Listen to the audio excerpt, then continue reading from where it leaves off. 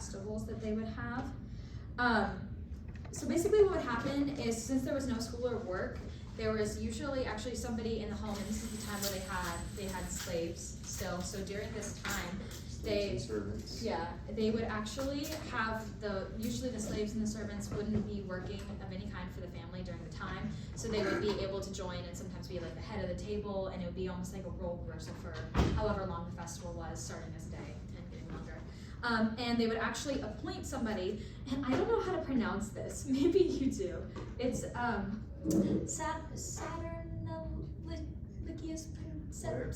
Princeps. Just like that. Just like that, yeah. And it's basically just the leader of Saturnalia in the home. So this person would actually like go around wreaking havoc in their houses. They would maybe like hide some like cooking ingredient that they need for everything somewhere random, like under a pillow, and they'd be like, we can't cook dinner. And the person who was in charge would be like, well, I don't know where to go. You know, stuff like that, wreaking havoc where they can. Menacing. Basically just being a menace all around. And then, so these festivals were so crazy that a lot of the times there's actually an article that I read about something where there was like a lore that people who didn't want to participate or who were sick of it would actually try to soundproof their homes because they could hear the festivals from their homes, like at all hours of the night. So it was basically like modern day rave 24/7, which is about the crazy EDM music. Yeah, that's great. Here's some of the gifts that they gave. I think is it Sarai? And they're wax candles. And they basically represented the light returning after the solstice, after the winter solstice. And those would be given more freely. So those could be given to people that you didn't know very well, but like maybe were your neighbors, so you didn't talk to them very much. But it was a very common gift to receive. It wasn't something that was like, oh, you're giving me a Sarai, why? You know. And then these are like the Signallaria, I think, Signallaria, and they are terracotta figurines. And they were kind of representative of the symbols of human sacrifice, because as there's a pagan holiday, the actual kickoff for the entire festival was they would meet at the temple and there would be a pig sacrifice in front of everybody in like a yay way, not like a that's weird. So they were all really excited about that. And then there was also a statue of, let me check that part, in the temple. So after they would slaughter the pig in front of everybody, there was then this statue of Saturn.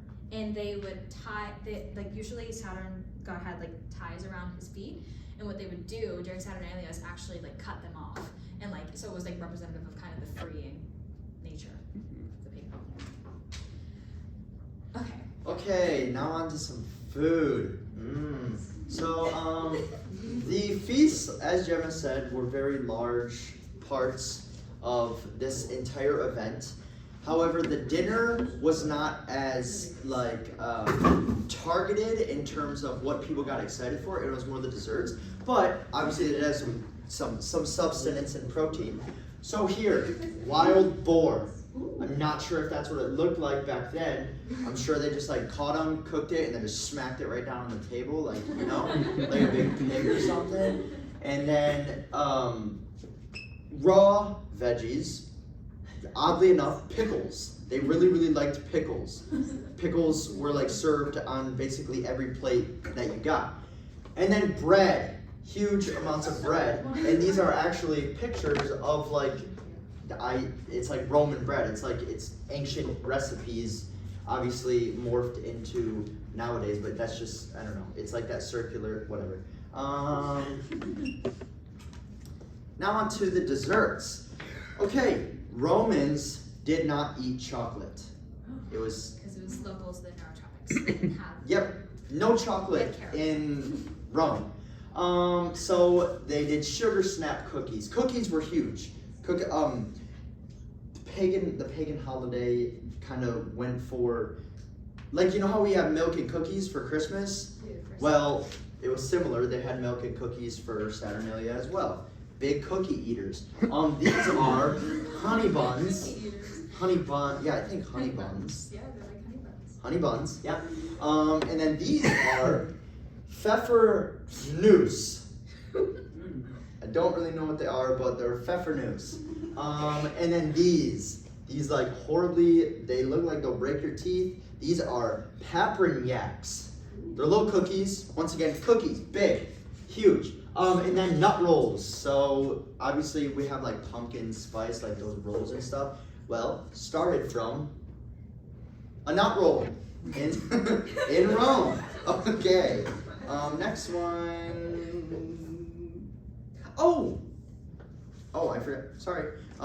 So we also have alcohol. So obviously, it being Rome, wine. Wine was huge. Spiced wine. You know, it was around that like holiday season. They loved their spiced wine. And Saturnalia, drunk. You got drunk. It was huge. Like, and it wasn't like on a normal day. Yeah, they had wine with their meals and stuff, but like Saturnalia, they went all out. It was like a rave. Everything about it was like a rave, just drunk. Everybody indulged. Yeah. Okay, so a little bit. Well, this is it's not supposed to.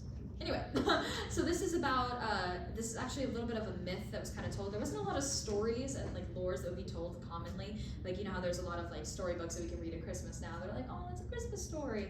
There wasn't a lot for Saturnalia, probably because it wasn't very much like a children's holiday that you would share lore with. But one myth that I did find that we were talking about was actually about Saturn and Jupiter. So when Saturn was on the run from Jupiter, and he was fleeing Greece, I believe, and he found solace in Latium, and then at the time it was ruled by Janus, is how it's pronounced online. And Janus actually has two heads because whenever Jupiter found that he was like hiding away Saturn, he cursed him with two faces, one facing the future and one facing the past. So he had to always be on alert on the bad side. And so that was, and actually the king, so Janus and Saturn ruled their kingdom together for a very long time, and that was like referred to as the golden years. So it's part of the reason why they celebrate like Saturn and why it's like the golden years, the idea of this amazing, wonderful time that they want to relive in the short time of Saturnalia. Did I put another? Oh, so this is because it is Saturnalia, and we can do whatever we want for a moment that we wouldn't normally do. Here's this slide, and then most of you guys, for the most part, everyone except for 3 people had wrote on there somewhere, scream really loud, or anything. Drugs. Like that. Let's do drugs. Drugs. No. You don't think nobody's ever done drugs in my classes? So we're gonna combine it. You can, when I count down from 3, you're gonna scream, and you can. How about we all yell "fuck"? Does that sound good? Yeah. Okay. 1, 2, 3. Fuck! And you can also slap someone. Somebody wrote slap, so with their parachute, with their fight, everybody, fight! Okay.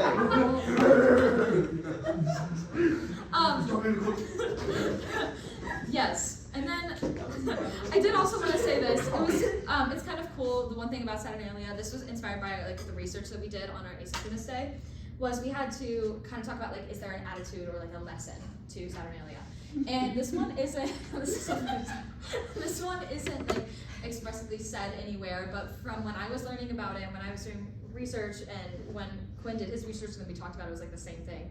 Is that a lot of these behaviors that were seen as like sinful or wrong, these people were pushing to do. Like they were like begging and crying to do it because they were forced to live such a life of quote unquote purity. So it was nice to see that in this holiday they're almost honoring that you can do these things that are seen as wrong or sinful and still be like seen as someone good. You can still be someone good and have a bit of bad and have, you know, get really drunk or do other things, right? And you can still be somebody that is seen in this religion as pure. Yeah, and just like not stick to your chains that you're like required to abide by every single day, every time you wake up in the morning. Yeah. Okay. Thank you. Great job.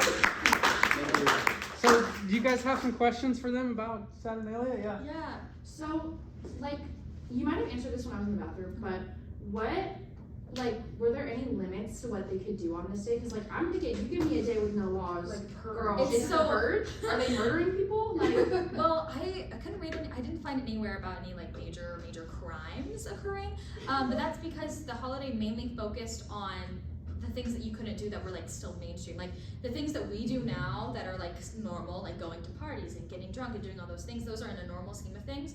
But in Rome at this time, any of that was the same level as like, oh my God, you did a crime. Like being publicly intoxicated like that and like wreaking havoc on your streets and in neighborhoods. That was something that was completely out of your normal realm. So when they were given a day to do whatever they want, their brains didn't go, oh, I should commit a crime. Their brains were like, oh, I should get really, really drunk and like play pranks on my neighbors. Because that was like their idea of this crazy, outlandish thing that they normally couldn't do. Yeah, because you still wanted to have a job, like once. Like you do have to go back to your jobs. It was your just, school. it was because it was so strict, and like these servants were like in such like poor living conditions. It was just their way to like break free. It wasn't like their way to like go kill their master or the people who. I don't think violence was part of what they were getting to do.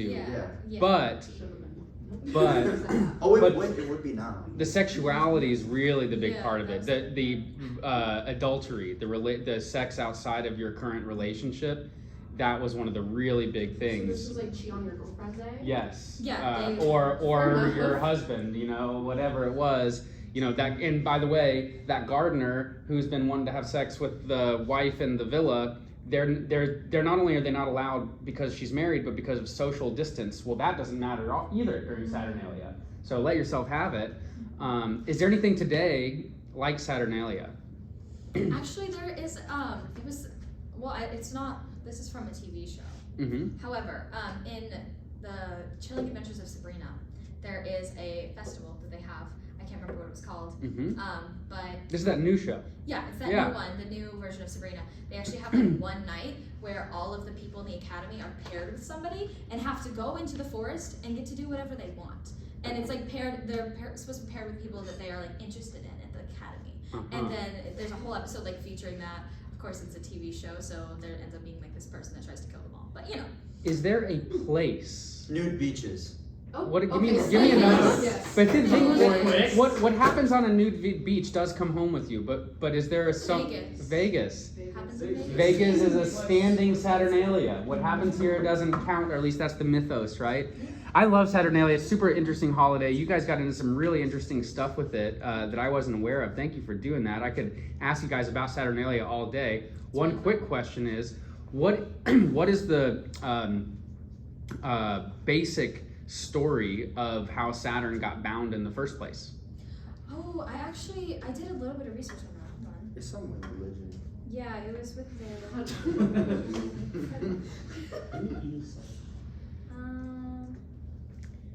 You mentioned when Zeus was chasing. When Jupiter. Yeah, was Jupiter. chasing Saturn. Yeah.